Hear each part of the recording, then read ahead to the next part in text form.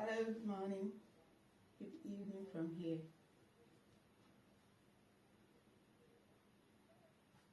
Hello.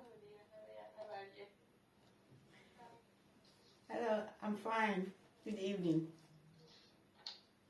Welcome. Thank you. I said good morning, but of course, depending where you are, it may not be morning, it may be an afternoon or evening, so apologies. No, that's not it's morning. So, welcome to you all, and thank you for taking the time today to join with Julie and myself. My name's Caroline McCallum, and I'm the programme lead for the Masters Adult Nursing Pre-Registration Programme, Post-Registration Programme. So welcome to you all. If we get any other applicants, then obviously we'll just admit them and invite them to join with us. So this is a different type of interview, and for some of you may already have had previous interviews like this virtually. So again, if there's any technical difficulties throughout and you lose connectivity, then please just rejoin and we'll bring you back into the meeting. Okay, so don't panic, we want it to be as informal as it possibly can, to try and stay relaxed and to be comfortable for you. So I've introduced myself. I'll hand you over now to Julie to introduce herself to you. Hello there, my name is Julie Orton, I'm Caroline's deputy, and it's really lovely to have you all join us this morning. It might be useful if you could introduce yourselves, that'd be good, and if it is possible to put your camera on, that would be lovely, so we can have a wee look at you. Alright. So whoever wants to start first, if you just want to tell us your name. So I'll go first. I am Monique Jones Wallace. Hi, Monique. Hello. Monique, are you able to put your camera on?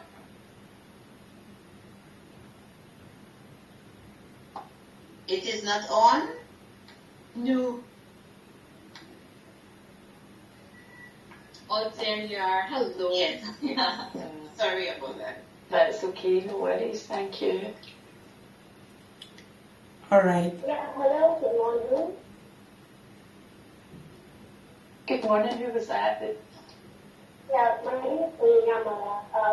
I think the most my group let me put on the camera because it's been showing for my own end that when we just asked to let me off the lobby. So I don't know, I don't have access to put on the camera for my end. So. No worries, that's fine. Could you give us your full name, Amara? Is that okay? Sorry.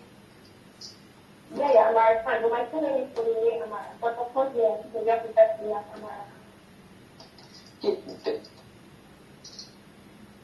So and then you thank you. That's great. Thank you very much and welcome. Okay, who wants to go next? Alright, let me go next. My name is Ebele Mary Rose Ewanya, and I'm from Nigeria. Thank you. Thank you and welcome, Ebele. Thank you. Thank you. Hello, my name is Odo Chineye Gift. I'm from Nigeria, PhD student. I'm studying professional health studies in my final year dissertation. Thank you and welcome as well. Thank you very much. Thank you. Hello. Okay, sorry about that. Hello, can you hear me? Yes. Hello, can you hear me? Okay. My name is Osaji Ada Eloho, a 29-year-old postgrad from Nigeria. I previously worked as a care provider, and now I work as a marketing sales rep in a pharmaceutical company. And I'm really happy to be in this interview. Good. Thank you and welcome. Thank you very much. So, I think that's us all now, isn't it?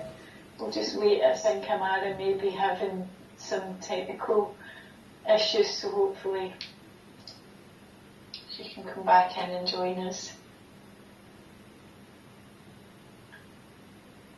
Are you okay, Amara? Can you hear us again? There. Hi. Nice to see you. Nice to see you. Thank you. Thank you. Aye. Okay, so now we have an understanding of who everybody is, and again, thank you. We do appreciate you, being able to put your cameras on and being able to see you visually as well as talk to you this morning. So I think when Julie sent you the invite to join us this morning, there was some information about the programme attached to the email, and there was also a PowerPoint presentation related to the programme. Did everyone receive that? Okay? Yes. Good. Okay. So we thought we would just start off giving you some kind of just highlighting some important information about the programme, and then we would intend to ask you all a few questions and just take it in turn to answer the questions. Same questions for everyone. Does that sound okay?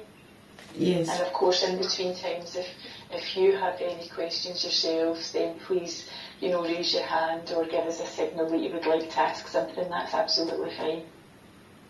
All right. Okay, perfect.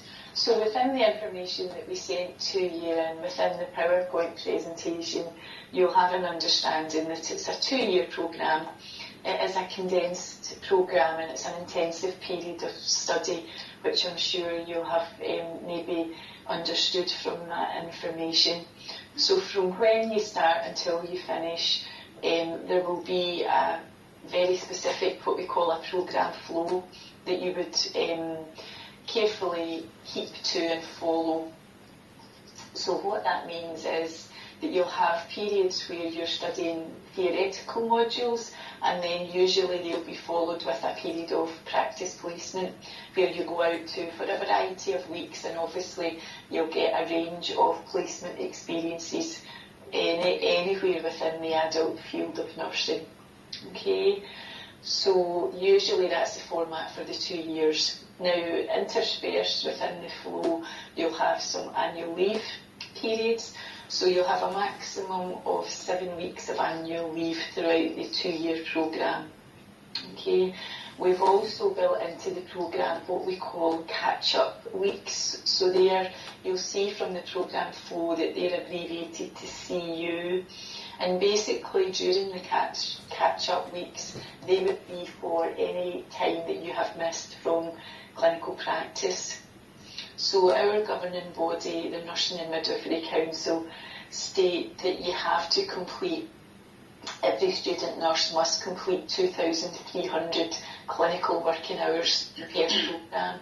Okay, so if for some reason, for sickness or absence, you're off from any of your practice learning experiences, then these hours have to be retrieved before you can complete the programme. Okay, so really that's what the catch-up weeks are for. Plus, if we have any other theoretical clinical skills that we want to deliver and we haven't been able to deliver them for whatever reason, then we may call you to come in during the catch-up weeks as well.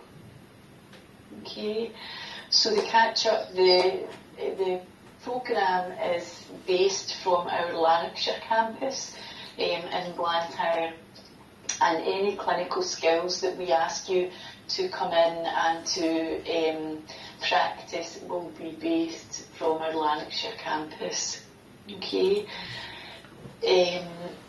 we obviously, as a student nurse, you're going to be caring for vulnerable adults within a variety of different care environments. So naturally, before you commence the programme, we ask that you, it's called Protection of Vulnerable Groups, PVG, used to be called Disclosure Scotland. So again, it's just a check, a monitoring system that we use for all our student nurses or anyone within the healthcare profession that's going to be providing care to vulnerable patients and clients.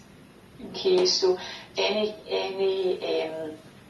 conditional conditions that are placed on you for commencing the programme in September would be dependent upon a successful PVG check, and obviously health clearance as well. So again, you would undergo a period of health screening, a health questionnaire initially before we would commence you on the programme, obviously to ensure for your health and safety that you're fit to commence the programme of study, and practice, work in clinical practice as well. Okay. Anybody got any questions for us about the programme? Any questions that you might have thought of when you were reviewing the material, either the presentation or the written material that we provided you?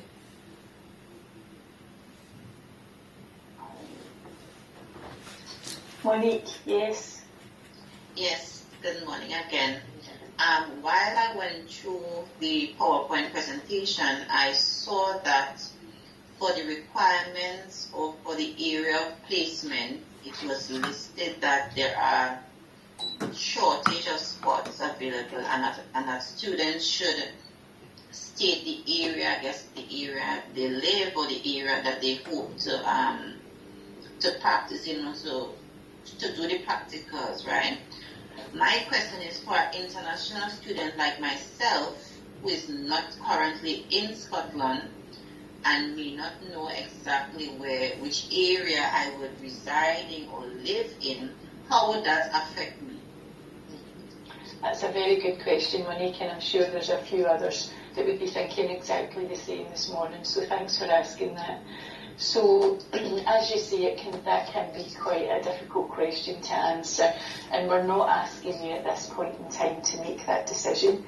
But obviously, if you are successful and you're coming to join and start with us in September, then naturally you would be moving to Scotland. So again, depending where you choose to move to, then that might influence your decision. So you'll have seen from the information that we work with the health boards in Scotland, but the main health boards that we work with and place students within are NHS Dumfries and Galloway, NHS Ayrshire and Arran, NHS Lanarkshire, and NHS Greater Glasgow and Clyde. Okay, so Greater Glasgow and Clyde sometimes has the biggest kind of pool for some of our students, but I would say just to remind you that if again you decide to go with Greater Glasgow and Clyde, it's not the kind of inner Glasgow, the city areas that we allocate students to. It tends to be the kind of further afield Clyde areas. But again, Julie and myself would be more than happy to discuss any of the health board areas, and if we can help you make a decision as to your preference with health board and kind of campus placement, then that's absolutely fine. We're happy to do that near the time. Yes, all right, thank you. Okay, Julie, anything? Yeah, I suppose it might be worth mentioning to you that when you do your theoretical work, your placements will be at Lanarkshire campus only. So that might help you to make a decision as to whether you would, where you want to try and find. Yeah, I saw that on the course page on the website that the teaching would take place at Lanarkshire. So I saw that. Does anybody have a thought as to where they would like to live? Lanarkshire, preferably close to the campus. Yes. Okay. I'm already living in Glasgow anyway. Okay, good. Good. Sorry, good morning. Do you know the areas? Sorry? Good morning. I'm sorry I'm late. I was having troubles with my connection. I sent a couple of emails to Julie. I was panicking already. Well, here I am. Sorry, I've been on here. But I'm glad I managed to get in. Thank you for chatting. I already live in Glasgow, so I kind of have a little bit of knowledge of the locations and all. Okay, good. That's good. But yes, I have a question of my own. If no one is, I actually have two questions. I went through the material and I saw that examination is part of our assessments. And I wanted to ask if the examination is for each term, since we have 3 terms. Are we expected to write it for each term? Yes, that's a good question. Thanks. So yes, so every term you will have module assessments. So with every module that you study, there will be a different type of assessment. So sometimes it will be a written assessment, sometimes it might be a multiple choice class test.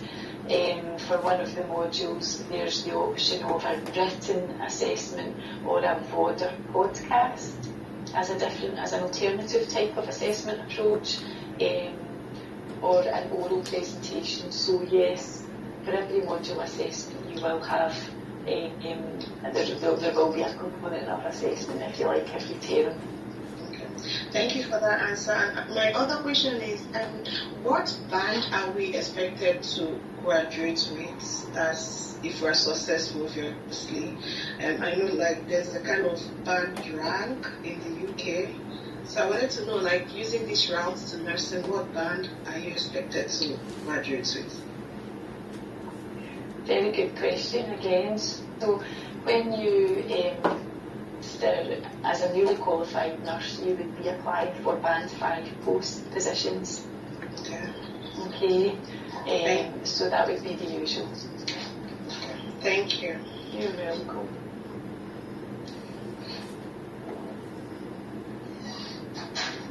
Anyone else? Are you meaning like a 2-1 or a 1-1? Is that what you mean? No, it's actually what Caroline answered. Oh, it's fine. I wanted to know, because this is MSc and the other one is BSc. I wanted to know if there was any difference in the bands. That's just. The BSc program is longer. It's over 3, actually possibly 4 years if the students decide to go on and take honours. And yours is a very, very condensed program over 2 years at master's level. So I suppose that's the difference. But both qualifications, you end up you get your registration status, NMC registration status. So it's just that you will be awarded a higher degree because you already have a degree that the BSc students. Oh, yeah, that makes sense. Thank you. Yeah. All right, yeah, thank you. In the PPT that was sent to us about the protection for vulnerable individuals, and I saw that it is written that before the commencement of our program, there will be a PVG check. So I actually want to know, how will this PV check be? Because we are not in UK. I want to know how the process will be and where it will take place. So it's an online system, Ebeli, that we use, and although we don't ourselves, we have our colleagues who arrange this. So that's a very good question, and I'm not quite sure of the administrative process actually that takes place, but I know our colleagues from the point where you're accepted onto the programme, and they will ensure that the PVG online application then gets started. Okay, thank you. Okay. Julie, I don't know if you can answer any more. Do you the same? No, that's as much as I know as well. Sorry, really. All right, thank you. You're welcome. Sorry, on the PVG topic, I already have a PVG, so does it mean I would undergo another check? It depends on the date with it, but usually all that is double checked, and again, if required, then we need to make sure it's an enhanced check before you start. So again, that would all be fully explored before you started. Thanks. Yeah. All right. Please, I want to ask about the PVG. Are we making payment for the PVG? like the student that is applying for the course, are we the one to pay for the PVG? No, that would be undertaken as a student of the programme. Alright, thank you. And secondly, about the course, I've been going through the website. I think I understood some of the things there, but I'm a bit confused about the start date for the program, because I'm seeing like online version of the program and I'm seeing full-time version of the program, and I understood that both of them are 18 months, but I think the online version is for those in Scotland, for the national, and the full-time is for the international. And I'm seeing January start, so I want to know if what I'm seeing on the website is true. Okay, so it sounds as though Can it's I maybe clarify more on that, please? Yes, absolutely. It sounds as though maybe it's a different programme that you're looking at, because our programme commences in September and is a definite 2-year course of study. So it would be starting usually round about the first week in September we commence. Okay, so just double check from the website the exact programme of study. It may be that you're looking at the MSc Nursing Studies and you need to look at the MSc Adult Nursing with registration. Alright. Hello. Okay. Thank you. Well, Hello. Can we just jump to Amara first? We'll say Jane and we'll come back to you. Is that okay? Okay. Okay, thank you. Amara. Hello, can you hear me? Yes, we can. Thank you. Thanks. Okay, I wanted to ask, from previous knowledge about the COVID and how it's affecting lectures in UK, Scotland, I need to know how to affect lecturers when we resume, like, will we be receiving lectures from our home, like at home, or to be fully in the class? Theory part. Yeah, good question. So at the moment, we're still doing a bit of a mix. So we're still doing what's called hybrid learning, where we have tutorials and workshops online delivered via platforms like this, and we have our practical clinical skills sessions being delivered from our campus. So moving forward, following the government and obviously the government guidance and following the university guidance, we would be making sure that we followed that properly. So hopefully there will be more opportunities to be working from our Lanarkshire campus. Thank you. Okay, you're welcome.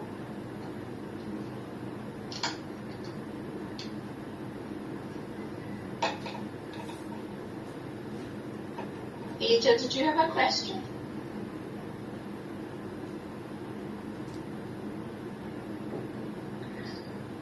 Amara, can you hear us again? Are you okay? I'm so sorry, my network is doing off and on. So yeah, I have to start this tab. Okay, once you become a registrar, hopefully everything was that is hot down, will you still be able to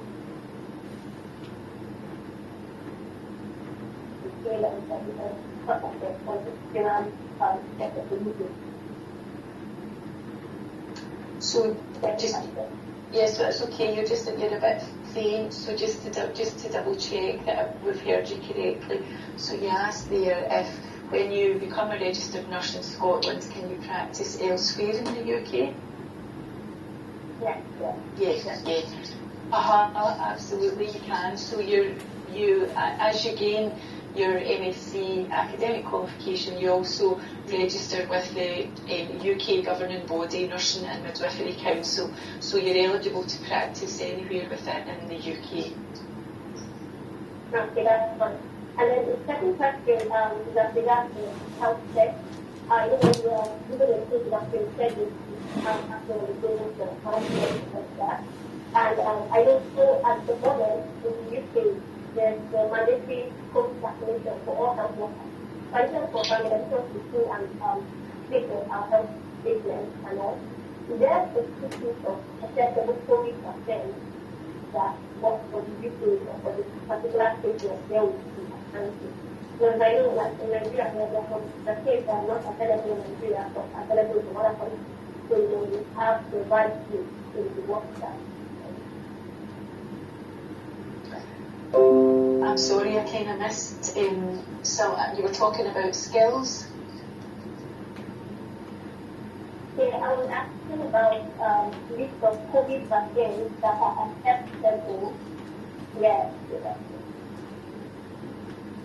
Okay, so is there acceptable vaccines that you would be, yes, so we can provide that to you. We can email that the information to you if that would be helpful.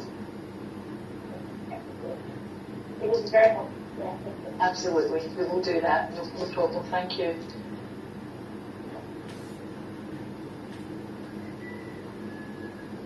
Good. Any other questions that anyone has at the moment? No. So if it's okay then, we have, oh sorry, yep. Hello? Hi there. I'm sorry. Sorry, I want to ask this question about practicing in UK, because I understood that if you are an international and you want to practice in UK as a registered nurse, you must be on the NFC register. So I want to ask, in this 2 years program, I would understood that OSCE is one of the exams that you must take to be part of the register. So I'm asking, within this 2 years period of study, is it going to be part of our program, or are we going to do the registration after the program?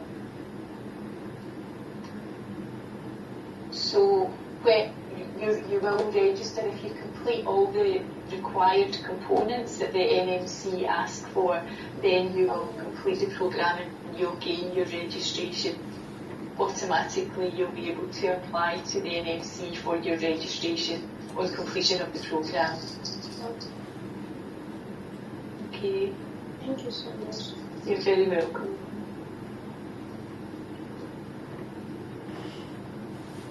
Okay, so will we get started? We have a couple of questions that we'd like to take it in turn and ask you all. So if we can ask when we ask you the question, if everyone could perhaps just switch off their audio so that we might be able to hear everyone a bit clearer. Would that be okay? And then obviously when it's your turn to reply to the question, obviously switch your audio back on. Would that be all right with everyone? Yeah, thank you. Okay, so I'm going to hand you over to Julie, who's going to ask you the questions, and I'm just going to jot down a few notes as you're talking, as you're telling us your answers. But I'll still be listening, so please don't be put off by that. We're still listening intently to all your answers. Okay. Thank you. Oh, Julie, Just realised I was muted. Can I just ask all of you, I want you to think about what made you decide to study adult nursing? Why do you want to become an adult nurse? Anybody can go first, don't mind. Monique? Hi. Hi. Oh, hi. Hi there. Okay, to me, my care and compassion and just desire to help people led me to healthcare sector in general, and then specifically now to nursing. My compassion and care comes natural. It's just very natural to me, and hence it has enabled me provide holistic care to the people I care for. It's just nursing. There are no 2 days that are the same in nursing, and it kind of helps you meet people from different walks in life, enabling you to improve their life positively. And just sometime last year, I I was able to provide comfort to one of the residents I work with. She was having a hard day, and because of my compassion and empathy, I felt I should say something to her, at least to find out, because someone being challenging that is not usually challenging, I believe that something is wrong. So I sat down with her, we had a wee chat, and just listened. I didn't even have to talk. I just listened, and she voiced out she was having just a bad day, and we spoke, had a cup of tea, and after that, I was surprised she was very lifted, her spirit was lifted. And when I was going home that day, she kind of held my hand and was like, Chichi, I'll never forget you for this. And that made my day. I came home smiling. I was really satisfied. I didn't even know that by just listening that I could lift her spirit like that. So to me, these are the things that makes nursing what it's for me. I don't see it as a career. I see it as a way of life. Being that, like, I've been in the caring field for a while. I see the way I change people's life just by the little things I do, and it makes my day. It kind of makes my life. Thank you. That's lovely. Thank you. Thank you. Who would like to go next? I will go next. So, for me, the reason why I chose adult nursing, I am currently employed as a customer service representative within the health sector in my country. So on an everyday basis, I am interacting with nurses, seeing them, seeing how they perform their duties. I'm interacting with patients, likewise treating with their concerns, whatever problems they may have, providing support or connecting them to support services. And during this pandemic, seeing the sheer dedication that the nurses really put out towards treating with patients, interacting with patients, sometimes even working long shifts. We had makeshift tents outside, and they were just pushing through to provide quality care to persons, to clients who really needed it at that point in time. So that sort of motivated me. Apart from that, I have always had a fondness for nursing. Growing up, I grew up in sort of a rural area that wasn't easily connected to a health facility. And there was this one nurse that the community members from the community could have gone by to receive basic first aid treatment or some basic care before they needed to go to the health facility. And she was always willing, open, you could come to our house at any time, day or night. So from since a child, I would have been drawn to that sort of compassion, that sort of empathy, that sort of concern that she would have shown to us within the community. And working now among nurses and doctors and seeing that drive, I decided that there is no better time than the present. We're seeing so much things happening. Why not fulfill that passion? Why not, go into that area of service where, you could really provide service that is intentional. You can really change people's lives. You can really save people's lives, because we see that, the nurses around the world are sort of, the gatekeepers of saving lives. The type of dedication they show, and if it wasn't for them, I think that a lot of lives would have been lost during this pandemic. So all of these things come together really, inspired me at this point in time to just get into it, do it, follow my dreams, and achieve what I really want to achieve. Good. Yeah, you've hit the nail on the head, Monique. You definitely are gatekeepers sometimes. So yeah, absolutely. Thank you. Who would like to go next? Okay, I think I want to do that fine. Alright, so basically, nursing, of course, is a healthcare profession, and it goes without saying that being able to help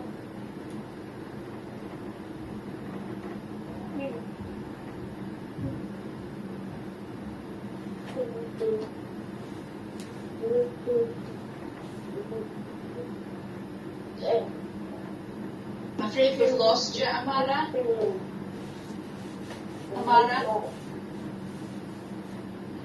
Amara, can you try turning your camera off and speaking again? And see if it comes.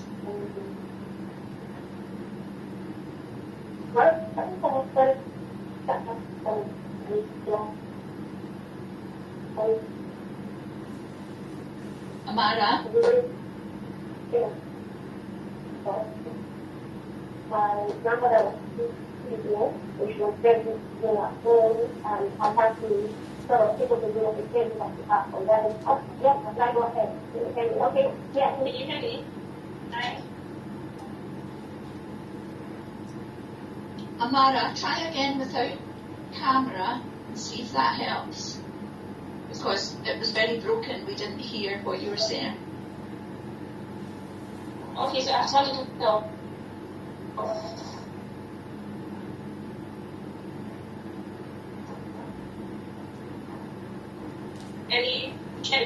Okay, alright, that's fine.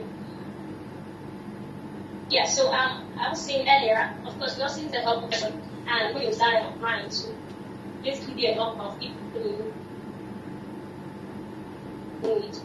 It all started when I was actually young, growing up.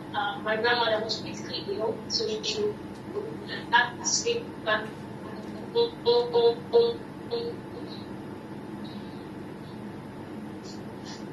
And she was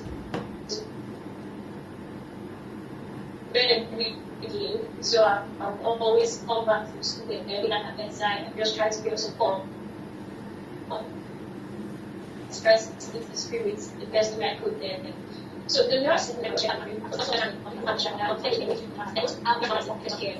jobs, and it's always been extremely fulfilling. So currently I'm working with an aged care and rehabilitation center, so it's a charity-based foundation. So I get to work and it's just incredible, just working with them, supporting them, rendering help to them, and I just believe that getting a degree in nursing will give me the right fortification, so to say. That way I'll be able to make more positive impact in their lives. So beyond being just an assistant or a healthcare officer, I get to work directly with them, make more of an impact with them. So it's give me a better platform to be able to assist people and help them. So I believe, it's just the right thing for me, not just now, but for the long haul. Thank you. Good. Thank you. Thanks, Samara. Okay. Don't be shy. Who would like to go next? Right. Excuse Hello. me. Evelyn. Yeah, hello, can you hear me? Yes, we hear you. All right. On my own side, I would say that the reason why I want to join adult nursing is because I actually love something that is challenging and interesting, and my interest first came in when I was young. My auntie, she's a nurse, and looking at her and observing her give care and treatment to her patients, the amount of time that she gives into her work, despite how challenging the work is, at the end she is tired, but she's still happy that she is part of her patient's recovery. So this was my first impression about nursing, and it motivated me a lot. And while I was in secondary school, I lived in the hostel. So living in the hostel, and it was a girls' hostel, sometimes somebody may fall ill. I am always eager to go and take care of the student who is ill and help her in any way that she may need help. And again, when I was about to graduate from secondary school, my father fell ill. And during this period of time, I also joined my auntie together with the hospital people, giving care and treatment to my father. and also always assuring him that everything will be fine, that he's fine, that we are with him. You know, the satisfaction that comes from helping people and also being part of their recovery story, it's what motivates me to be a nurse. Although I did not go into nursing immediately after my secondary school due to some certain issues, financial issues, I had to do my part-time program while I'm studying, being able to work and school. And finishing, I had to apply for scholarship to do my master's. But right now, I feel it's the right time to go into what I really love to do. Thank you. Good. Thank you. Thank you. Ada, I think you want to go next? Okay. So, I've always wanted to be a nurse since I was a kid because I grew up with my grandmother and she was actually blind, and a lot of times as a teenager I took her to the hospital for medical checkup and to church, and I really helped her a lot around the house before I went for my university degree. And when I finished my uni, during my postgraduate studies, I actually worked part-time as a caregiver, and that direct and compassionate care we give to patients is quite tough when they recover. That really has stimulated my interest in nursing. So after my postgraduate studies, I started working as a marketing sales rep, but I really still want to go back to school to study adult nursing, take care of the vulnerable and elderly people. So that's really why I want to study this adult nursing. Okay, thank you. Thank you very much. Janae? Yeah, thank you so much. Can everyone hear me, please? Yes. Hello. Thank you. Yes, we can hear you. I can say that nursing is a noble profession. So many people have reasons for joining nursing profession, and my own reason for joining this noble profession is because of the passion and the satisfaction that I derive from the profession. Right from when I was too small, there is an old woman. She's very aged that we live with, and I love to be with her. She used to tell me stories, and I really enjoy it. And I have always liked the kind of change that I've always made and contributed to her life, because I found out that each and every time and moment I spend with her, she's always happy. And not only her, I've always been communicating with the aged people, and I find out that they are always happy each time I've been with them. And from there, I've always been caring to people. I started thinking of how to make this a choosing career, a profession. So after that, my secondary school, I think of going for School of Health and Nursing Studies, of which I wrote the exam, and I did the course 3 years. During my experience in school, I found it very educating and a good one, because I have involved in clinical placements where I have helped to contribute positively to the life of people and providing compassionate care to them. I work in different roles, in hospital, and I also see the positive change I've made to the life of people. 2020, I think of how to improve myself in my career. I started searching for school, and I found the University of West of Scotland as I found professional health professional studies with University of West of Scotland. So I try to think about what is this course all about. So I find out that it's a course that has been designed to improve my knowledge both in integrated healthcare and social healthcare system. So I said, let me give this course a try. And during my stay here studying this course, I found the course very helpful. So after this, also in working with Bonaparte here, is the rehabilitation to the individual, and the kind of change that I have been making with the life of people. I think I also want to improve myself to become an adult nurse by aspiring for this particular course, adult nursing, because I think that the course is going to improve my knowledge and experience and skills in becoming an adult nurse and achieving my dream to become a registered adult nurse in Scotland in order to be able to practice. Good. Thank you. Thank you. Okay, I've got another question for you all to think about. I want you to think about a health condition that you might be aware of or you're interested in, and tell me about that health condition, and tell me what you think your role as a nurse would be to improve society. So can you think of a health condition that you might have come across or been aware of in the news or the media, or Chinenye? Hello again. Hello.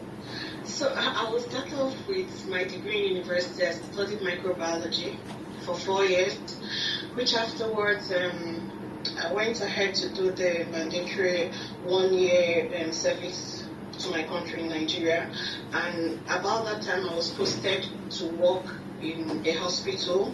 It's actually a tuberculosis department where it was a research on tuberculosis. So I was deeply involved in it because it was new to me, being a fresh graduate, just having interaction with people. It was another thing that drew me to nursing. Anyways, so we had to diagnose tuberculosis, and another work we do was evaluations, and kind of we compare the results of manual results, the one we do under the microscope, and the ones provided back with the machines. So we kind of compare them, and before we send out the results to the doctors. And my role in it, I was actually later made a supervisor, even as little as I was, which was very good to me. I felt so good about that. I was supervising. I was made in charge to supervise the results that were produced by the machine, and then the one we produce microscopically. So my role was to supervise that, put out the results, and also give the results to the patients. So I was being trained on how to communicate with the patients.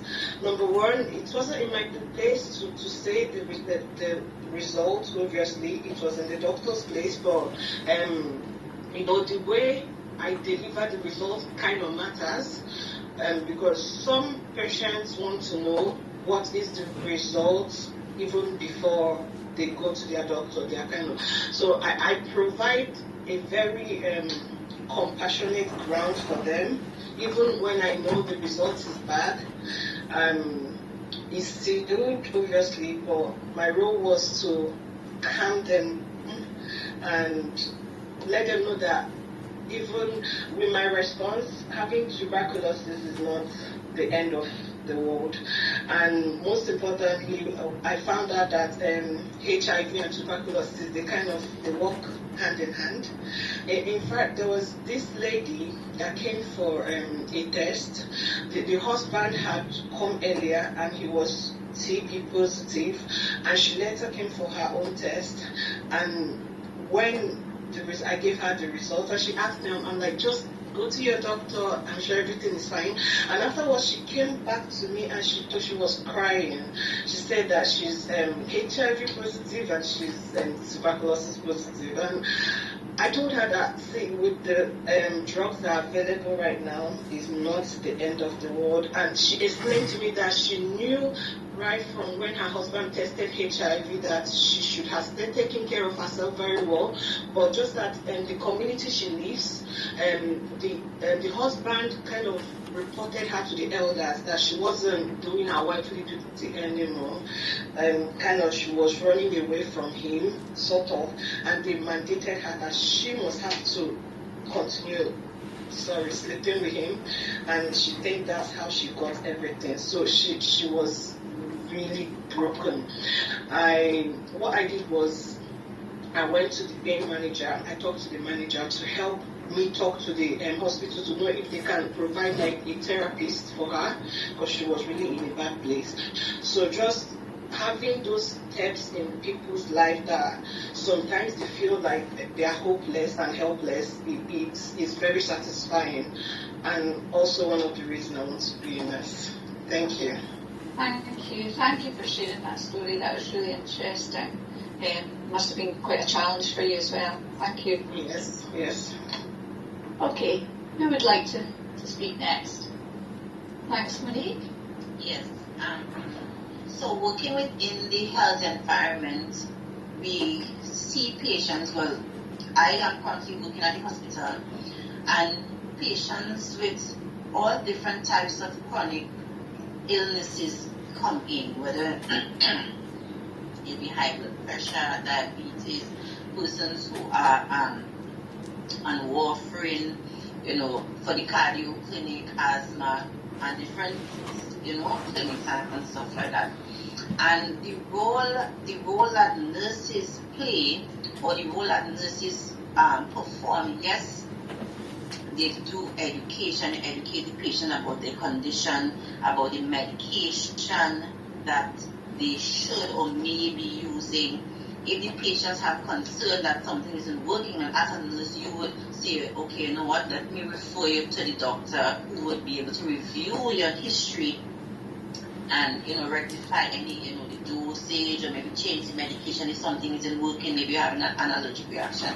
So the nurses, within that setting, the nurses provide support. Yes, education, you educate the patient, you work along with the patient to understand the condition from their perspective. Because sometimes what you see is that in terms of lifestyle diseases like high blood pressure, diabetes, you find that sometimes the diet, lack of exercise, inactivity, maybe the socioeconomic background, they cannot, they don't have the money to really purchase, the healthy stuff, healthy foods. So all these things kind of contribute to why sometimes their condition is mismanaged or out of control. So as a nurse, you communicate with the patient, you get to understand how they are coping, you get to educate them as well, in terms of what they should do, or give them tips on things that they should do. So while the role of a nurse is, I would say, duty bound, there's also a compassionate element as well to its emotions, empathetic care, because you really want to find out, sometimes you see patients coming, I am in the clinic setting, you see patients coming, and every time they come in, their blood sugar is high, every time they come in, their blood pressure is high, whether they are nervous, whether it's issues at home, sometimes they're under stress, things are not going well, they don't have the support of families and stuff like that. So as a nurse, while you are duty bound to provide, I would say, medical care, physical care, treating with the physical needs, it's also important that you have to treat with the emotional aspect to it. So it's, you listen to them, you provide support, you connect them to the right services, whether, social care, a social worker, somebody to come home to check them, a district health visitor.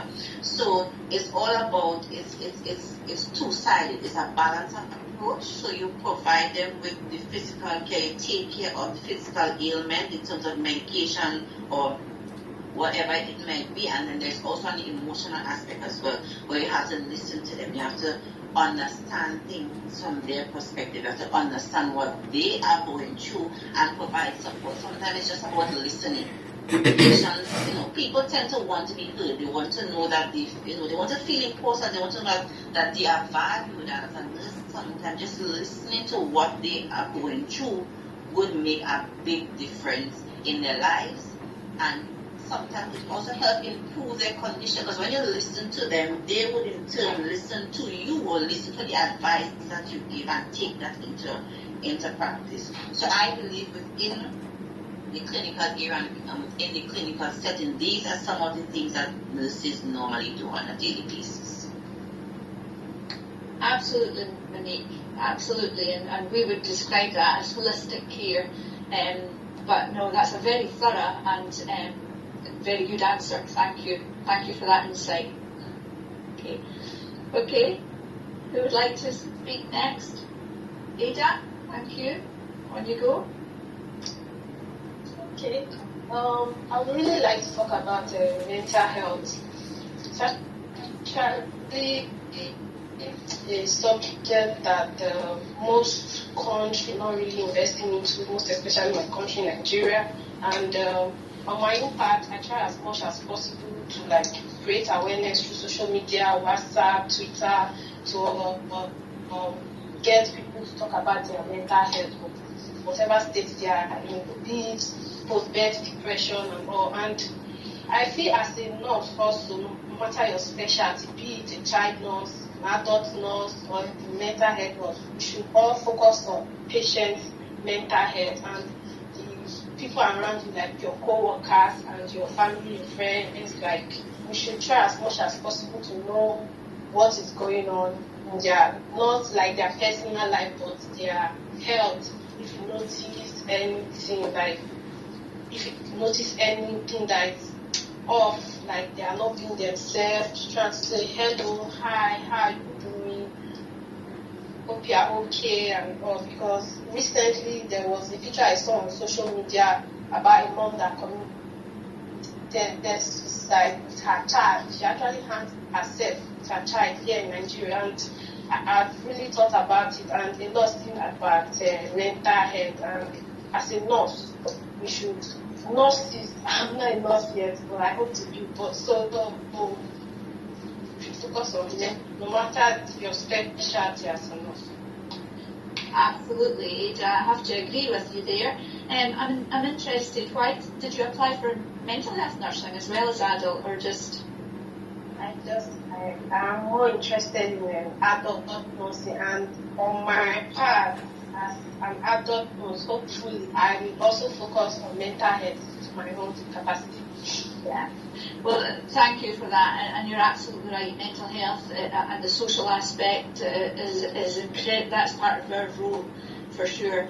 And this program, you will work together. A lot of the modules are shared with the mental health nursing students, so you learn a lot from one another as well. So yeah, very, very important. Thank you, Ada. Thanks. Thank you.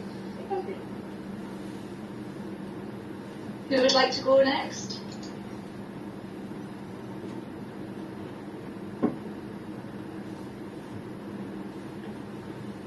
Ibele, do you want to go next? Okay.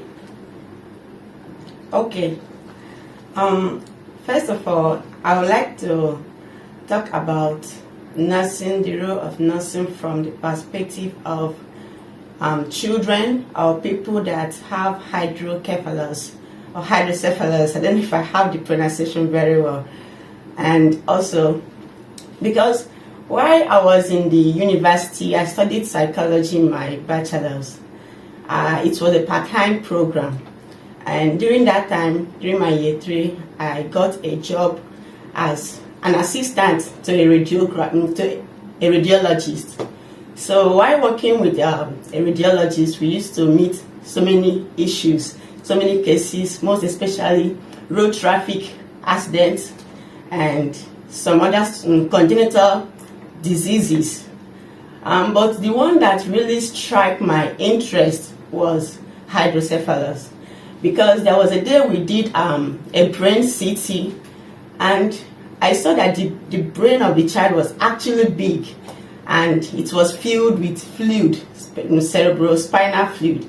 So I'm not a doctor, I'm not a nurse, but I was so inquisitive, and I asked the radiologist, what is he suffering from? He said hydrocephalus. What is the reason? What caused it? So it's the accumulation of cerebrospinal fluid in the brain, enlarging the brain and eating up the brain, the head growing so big, and the person will end up losing some developmental functions, motor functions, and learning abilities. So first of all, from the results, because I'm the one typing the results, so, and we have our radiographer and the nurses, but I came to notice that the role of a nurse should be, or a doctor should be, how you communicate the results of a patient to them. Despite how it looks, it may be a very terminal disease, but in any situation, you should try to give hope to the patient. Let them see solution to the sickness that the family people or the patient have. Because at a point, I was there listening, because I asked the doctor, okay, so what is the solution to this? And he gave me an example. He said that while he was studying his medicine and surgery in Nigeria, that there was a student, a fellow student of them that have a history and is still suffering from hydrocephalus, but the treatment that was given to him was, as he has hydrocephalus from childhood, they had to put a pipe to the brain and connect it to the stomach in order to drain the cerebrospinal fluid anytime it's coming out, so it will not be passed out through the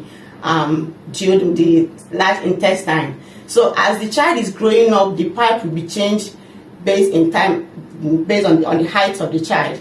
So this is the hope that was conveyed as a medical practitioner. Although your child have this sickness, but there is no problem. There is a solution. This is how you treat it. He's normal. He's like every other child. He's like every other typical child. This is solution to the treatment. Give them the care. Put yourself in their position. If this child is to be yours, how will you feel? And what type of care and treatment, what type of hope do you want to receive from the person giving you treatment and care? So, and this was how we treated or advised the mom of the child. At first she was nervous because of the child's medical condition, but at the end she was happy and hopeful that there is a solution to her child. Then another situation, as this was my first time of seeing a child with hydrocephalus, and after a month or so, I went to church, and fortunately, I saw a mom with her two children. The one with hydrocephalus is supposed to be like 6 years or so, but because of no treatment, no medical treatment, and the retardation in growth, she looks smaller than the younger brother. So immediately I saw them, I was like, wow, this is what I saw in the hospital. So I went and I approached them. I told her, ma'am, I'm sorry to invade into your privacy, but I don't know if you mind if I talk to you about your child. So she gave me a listening ear. So I told her what I think her child is suffering from and the treatment that could help the child. She complained about money. I said, no problem. Since we're in the church, let's go and meet our parish priest. Maybe they could open a donation for you. And we did that. The parish priest agreed, and a donation was opened on behalf of her child. And there was a treatment for the child. So I also think that creating awareness to the public, because apart from treating in the traditional way, hospital and community, can also create awareness to people, to help them, give them hope. And so that's what I think. That's lovely. What a lovely thing to do with your church and to raise funds and raise awareness. I think that's really lovely, actually. Again, thank you for sharing that. Thank you. Thank you. And well done. Thank you. Well done for taking that step. Thank you. Thank you. Thanks. Janelle here? want to go next? I would say, in terms of growth of nurses, I can say that first of all, prioritizing people, like treating people with according to their care plan, and treating people with kindness, respect, and compassion, making sure that people deliver the fundamental of care effectively. That is, I'm speaking in the aspect of prioritizing people, and also avoiding making an assumption in care of people. For example, now, like I work in a care home, where we improve people through people's health through rehabilitation. So you find out that you can't just go about like treating people based on your own assumption. You have to treat them according to their preference, like according to the patient's care plan. Because I find out that in every home, each of the service user or the patient, they have their own care plan. So you have to do what the role as a nurse is to do what provide care to them according to their care plan, taking into the account their preference, providing compassionate care, promoting confidentiality, taking into the account their dignity, and also respecting their choice. Is very important to an adult nurse. And also, secondly, in terms of safety, practicing effectively. It's very important for an adult nurse to practice effectively, not really based on the knowledge that you have. That's happened when I did my nursing abroad, and compared to now that I'm doing professional health studies, I find out there is a pretty difference between the both class. Because when I came here, I find it very challenging, but I thank God for someone, a lecturer. She was very helpful. So you find out that there are some things you think you know, but here it's quite different. You have to provide care according to evidence-based approach in order to promote safety in healthcare as an adult nurse.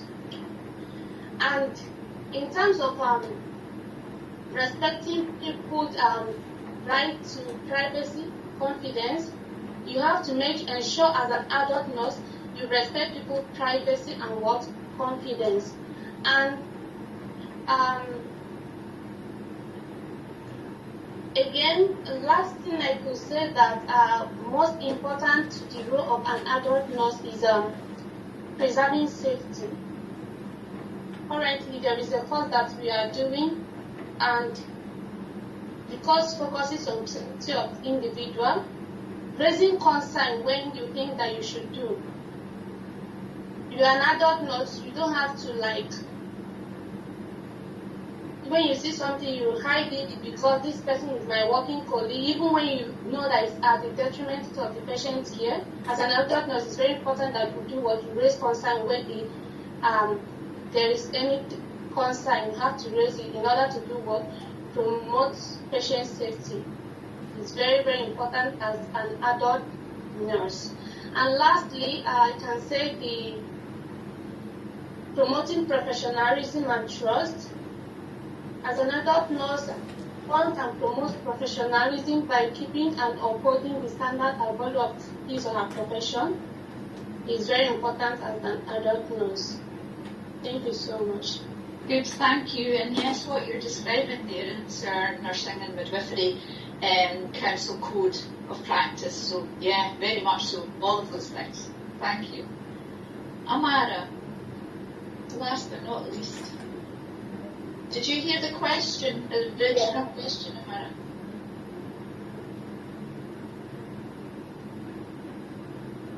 Again, you may have to turn your camera off and hope that might improve your sound. I think you've frozen again on us.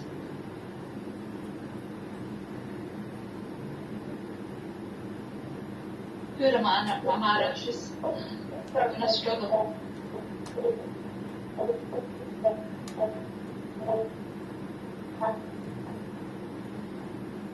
Amara, try turning your camera off.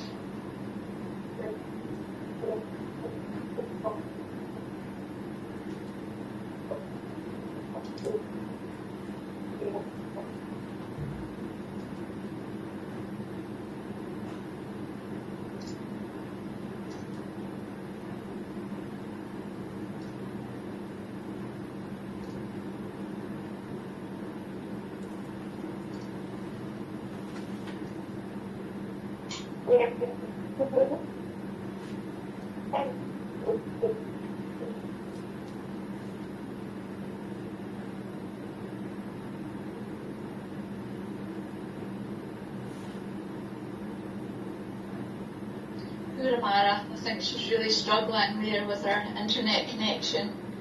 We may have to leave it there for now, Amara, unless you can manage to log off and come back. I'm actually hearing you, but... Oh, good. We're struggling to hear you.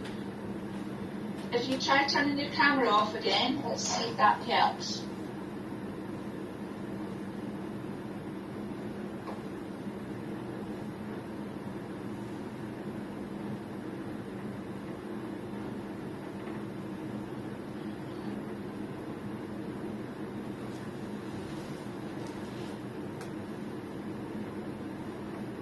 I think we'll leave Amara there for now. I don't have any other questions. Caroline, do you have any questions? No, thanks, Julie. I think, I enjoyed listening to all your answers. You all provided, really good, thorough and thoughtful answers to Julie's questions. So thank you for taking the time, to think about and provide us with your answers. That was really insightful. Thank you. Does anybody have any questions for Caroline or I?